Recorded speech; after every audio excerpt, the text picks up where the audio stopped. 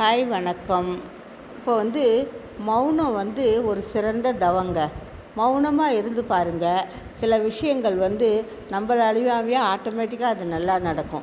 ஒரு சில பேர் நம்மளை திட்டிகிட்டு போவாங்க. நானே இதை உணர்ந்திருக்கேன். அப்போ நம்ம எழுத்து பேசணும், அவங்க பேசுறது அவ்வளோ ஆத்திரம் வரும், நம்ம பேசணும்னு நினைப்போம். நம்ம பேசாமல் விட்டுடுங்களேன், கொஞ்சம் நேரம் கழித்து நம்ம என்ன நினச்சோமோ அது வெளியாள்கிட்ட அவங்க திட்டு வாங்குவாங்க. இதுதான் நம்ம உண்மையான இது இருந்தால் அது எப்படியும் அவங்கள தாக்கும். அதனால தான் சொல்கிறது, சில இடத்துல நமக்கு ரொம்ப மௌனம் முக்கியம். அமைதியாக இருந்துடுங்க. எவ்வளோ கோபம் பேசினா கூட சில இடத்துல நம்ம அமைதியை ஏற்படுத்திக்கிட்டோன்னா அந்த விஷயங்கள் நமக்கு பாசிட்டிவாக நடக்கும். இதுதாங்க உண்மை.